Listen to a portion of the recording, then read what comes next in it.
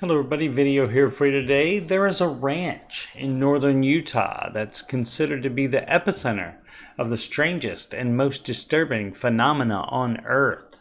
Bizarre UFO sightings and animal mutilations, and unusual energies that are proven harmful to humans.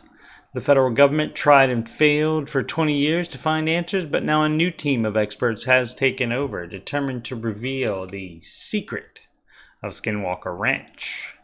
This is a no-cap recap of The Secret of Skinwalker Ranch. Season 5, Episode 3, called Dead in the Water, aired May 7th, 2024. If you missed my recaps of The Curse of Oak Island and companion shows, there's a link in the upper right.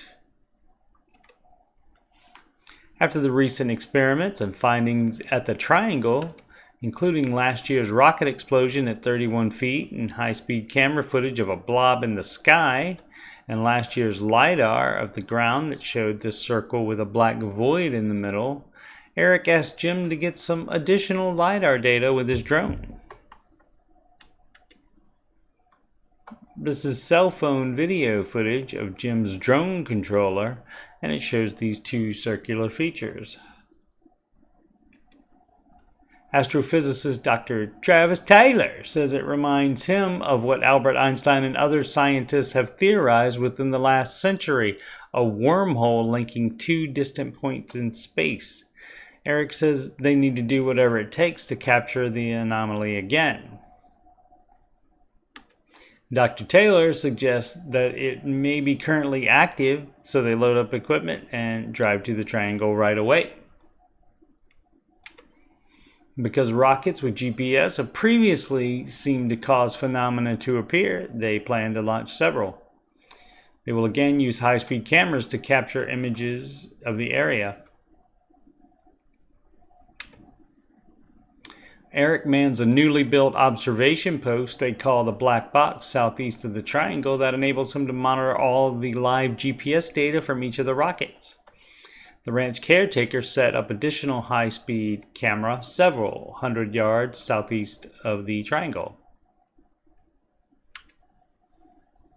They launch the rocket and they see it get to about 2,000 feet in the air, but the GPS data shows it at 150 feet and that it turned to head towards the UAP exit point in the mesa that was captured last year. It was through the same exit point that the team last episode picked up a strong short-range signal that was being transmitted from very far away. The next rocket again goes up to 2,000 feet, and again the GPS data shows nowhere near that actual flight path. A final rocket is launched and they get the same results. They will end the exercise to study the data. Eric and the caretakers visit Ben, the biologist, at the Hitchens Museum Institute in Lehi, Utah. Ben was at the ranch in the previous episode and took animal remains to the institute to be studied further, and found that they had no rigor mortis and were not decaying at a normal rate, which is apparently a common thing with some of the animals on the ranch. He asked Eric to sniff the sample of the starling, which at this point should be rotten or totally dried out, but is neither. Eric does not smell anything. Ben shows them this tissue sample of the starling and points out that it is keeping its color and is still flexible, which he says is impossible. That microbacteria should be consuming it, but it's not.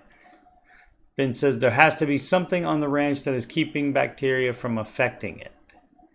He adds that as soon as he took it away from the ranch, the head did start decomposing. The other dead bird is an osprey, and Ben has found it to have every bone broken, like something just crunched it.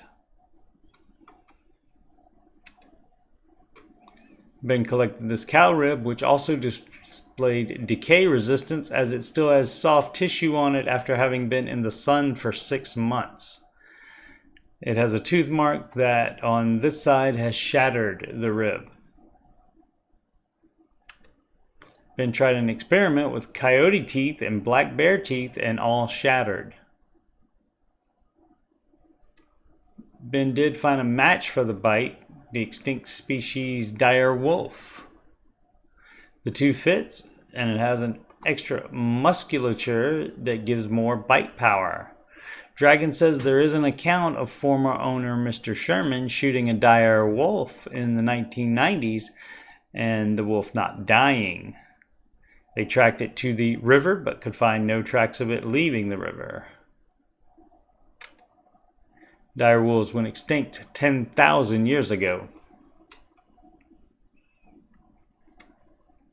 With the GPS data processed, the team takes a look and sees that the GPS shows the rocket traveling from the launch point to the UAP exit point of the mesa at very low altitude, then turning and traveling away. The actual rocket flight that they all saw was basically straight up to around 2,000 feet. Eric says that the GPS data is obviously wrong, but that perhaps they can learn something from how it's wrong.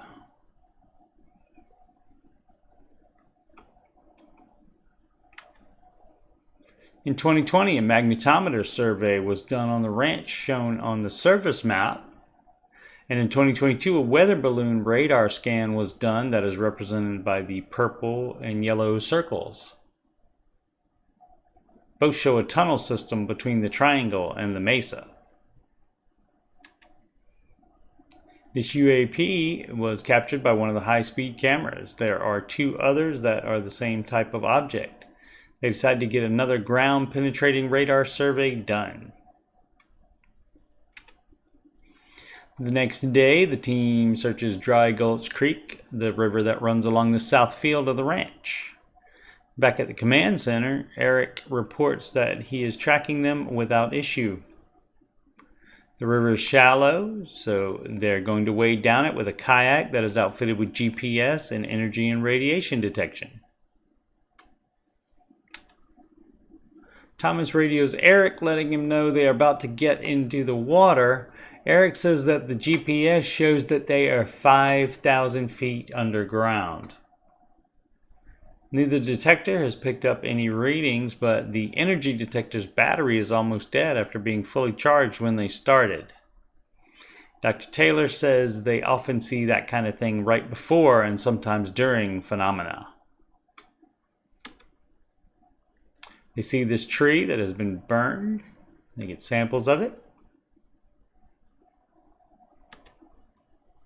The previous season, the team found this burnt post in the south field.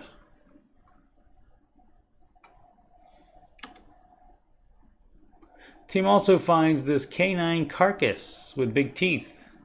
They get samples for Ben so he can identify it. Next time on an all-new The Secret of Skinwalker Ranch, Season 5, Episode 4, called Bad Taste. The legend that warns against digging on Skinwalker Ranch becomes all too real as the team breaks ground near the Triangle. I'll continue recapping Season 5 and the earlier seasons if there is enough interest. I'll also continue to do the Curse of Oak Island retro recaps of Seasons 6 through 8 this summer while the show is on hiatus. All of the other episodes are already done and are in my Oak Island playlist. Thank you so much for watching. Please subscribe, like, and comment.